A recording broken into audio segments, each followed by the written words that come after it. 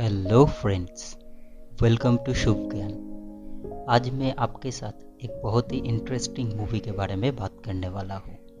आज मैं लाल सिंह चड्ढा के साथ फॉरेस्ट गम मूवी को साइड बाय साइड कंपेयर और रिव्यू करने वाला हूँ। लाल सिंह चड्ढा और फॉरेस्ट गम मूवी 90% सेम है, सिर्फ इसमें 10% बॉलीवुड का तड़का डाला गया है। मैं लाल सिंह चड्ढा की कहानी के साथ साथ फॉरेस्ट गम मूवी की रेफरेंस भी आपको देता चलूँगा। तो चलिए शुरू करते हैं। मेरी मम्मी कहती थी कि जिंदगी गोलगप्पे जैसी होती है, पेट पले ही पर जावे मन नहीं भरता। लाल सिंह चड्ढा को आमिर खान ने पहली बार 2019 में अनाउंसमेंट किया था और 2022 में लाल सिंह चड्ढा को इंडियन सिनेमाघरों में रिलीज किया गया है। इस मूवी में आमिर खान, करीना कपूर खान, नागा चैतन्य और मोना सिंह मुख्य भूमिका में है। ये मूवी आमिर खान के एक ड्रीम प्रोजेक्ट में से एक है। आमिर खान को टोटल 8 साल लगे हैं इस मूवी के कॉपीराइट को हासिल करने के लिए पैरामाउंट स्टूडियो से। वही दूसरी तरफ फॉरेस्ट गम मूवी को 1994 में रिलीज किया गया था। इस मूवी में टॉम हैंक्स, रॉबिन राइट, सेली फील्ड मुख्य भूमिका में थे। फॉरेस्ट गम मूवी को हॉलीवुड में एक कल्ट क्लासिक मूवी के रूप में गिना जाता है। 1995 के ऑस्कर में फॉरेस्ट गम मूवी को टोटल 14 कैटेगरी में शामिल किया गया था, जिसमें से 6 कैटेगरी में इसको ऑस्कर मिला था।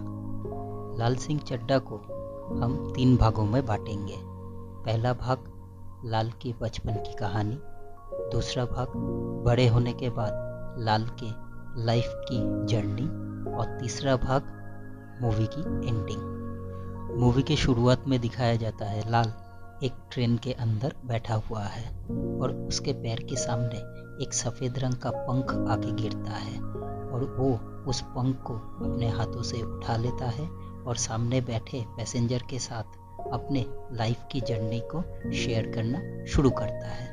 लाल जब छोटा था तो वो एक स्पेशल चाइल्ड था। उसको आम चीज़ें समझने में थोड़ी दिक्कत होती थी। आम भाषा में कहे तो उसके टीचर के हिसाब से उसका आईक्यू लेवल दूसरे बच्चों से बहुत कम था और वो ठीक से चल भी नहीं पाता था।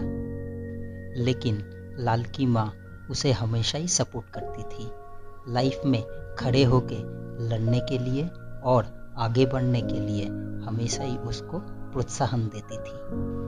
पूरे मूवी में माँ और बेटे का जो बॉन्डिंग और रिलेशन दिखाया गया है वो बहुत ही खूबसूरत है और आपको देखने में भी अच्छा लगेगा। पूरे मूवी में मोना सिंह ने बहुत ही अच्छा एक्टिंग किया है और आप जब इस मूवी को देखेंगे तब आप भी उनकी एक्टिंग को अप्रिशिएट करेंगे। स्कूल में जाके लाल की मुलाकात उसका प्यार रूपा से होती है। जहाँ पर सारे बच्चे लाल से दूर भाग रहे थे, तब रूपा ही थी जिसने सबसे पहले अपने दोस्ती का हाथ लाल की तरफ बढ़ाया था। लाल और रूपा के बीच में बहुत ही अच्छी बॉन्डिंग और फ्रेंडशिप हो गई थी, जो आगे जाके टूटने भी वाली थी। बड़े होने के साथ साथ दोनों की सोच और रास्ते अलग हो गए। अब आता है मूवी का सेकंड भाग। रूपा से अलग होने के बाद लाल आर्मी में चला जाता है। आर्मी में जाके लाल की मुलाकात बाला से होता है। बाला का कैरेक्टर नागा चैतन्य ने प्ले किया है। पूरे मूवी में उनकी स्क्रीन प्रेजेंस और कॉमिक टाइमिंग आपको बहुत ही पसंद आने वाली है। जब भी वो स्क्रीन में आते हैं आपको हंसाने में कामयाब होते हैं। और इसी रोल को फॉरेस्ट गम मूवी में बेंजामिन ने प्ले किया था। जहाँ पर बाला को चड्डी बेचने का शौक था, वहीं पर फॉरेस्ट गम में बेंजामिन को श्रिम्प बेचने का।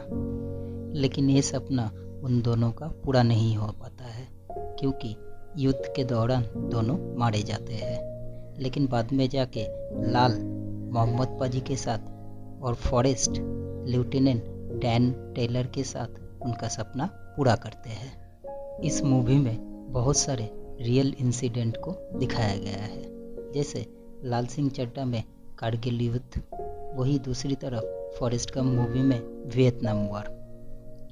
लाल सिंह चड्ढा में लाल को इंडिया के प्रेसिडेंट के हाथ से मेडल लेते हुए दिखाया गया है। वहीं दूसरी तरफ फॉरेस्ट को अमेरिका के प्रेसिडेंट जॉन एफ कैनेडी के हाथ से मेडल लेते हुए दिखाया गया है। इसके अलावा लाल बहुत सारे अंतर्राष्ट्रीय खेलों में भी पार्टिसिपेट करता है। अब आते हैं मूवी के तीसरे और लास्ट भाग में। आर्मी और खेलों से रिटायरमेंट के बाद लाल बिजनेस में भी अपना हाथ आजमाता है और वहाँ पर भी उसको सक्सेस मिलता है। लाल बाला का सपना पूरा करने के लिए रूपा कॉरपोरेशन कंपनी की शुरुआत करता है और उसमें उसको सक्सेस भी मिलता है। लेकिन ये सक्सेस ज़्यादा दिन रहता नहीं है। उसको अचानक ही खबर मिलता है कि उसकी माँ बहुत ही बीमार है और वो सब कुछ छोड़ छाड़ के अपने माँ के पास चला जाता है। कुछ दिन बाद उसके माँ का भी देहांत हो जाता है। उसके माँ के देहांत के बाद वो वापस लौट के नहीं जाता है और अपने पुराने घर में रहने का फैसला करता है। अपने पुराने घर में रहते वक्त लाल की ज़िंदगी में उसका पुराना प्यार रूपा लौट आती है और वो दोनों कुछ दिन हंसी खुशी रहने लगते हैं। लेकिन एक खुशी ज़्यादा दिन रहती नहीं है। एक दिन सुबह उठ के लाल को पता चलता है उसका प्यार रूपा उसको छोड़ के चली गई है। लाल अंदर से बहुत ही टूट जाता है और वो अपने घर और शहर को छोड़ के दौड़ता है और दौड़ता ही जाता है। दौड़ते दौड़ते वो कई नई जगहों पर जाता है।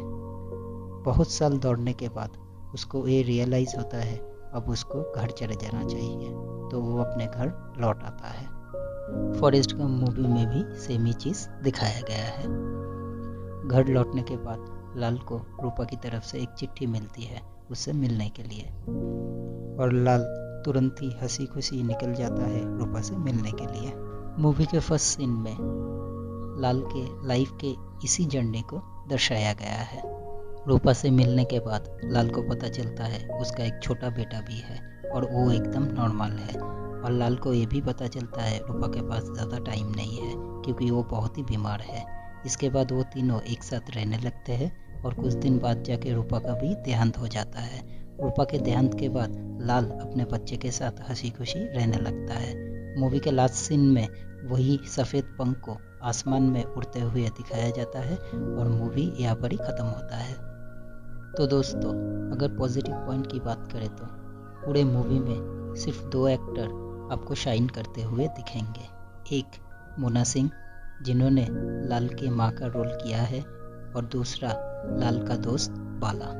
इन दोनों ही कैरेक्टर से आप बहुत ही अच्छी तरीके से कनेक्ट हो पाओगे। मूवी का दूसरा पॉजिटिव पॉइंट है पूरे मूवी के अंदर जो भी रियल इंसिडेंट दिखाए गए हैं वो बहुत ही अच्छी तरीके से मूवी के अंदर इम्प्लीमेंट किया गया है।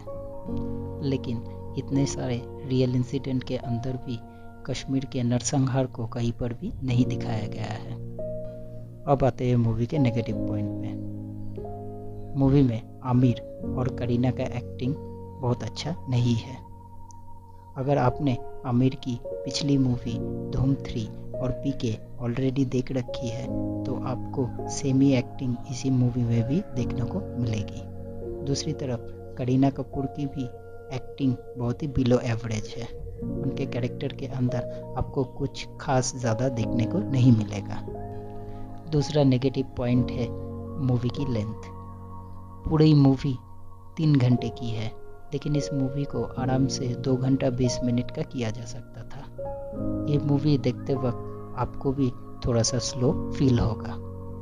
तीसरा नेगेटिव पॉइंट है इस मूवी में एक लो आईक्यू दिमाग वाले बंदे को आर्मी में भर्ती होते हुए दिखाया गया है, जो एकदम भी पूरा इनलॉजिकल है, क्योंकि आर्मी में कभी भी एक लो आईक्यू दिमाग वाले बंदे को भर्ती किया नहीं जाता है।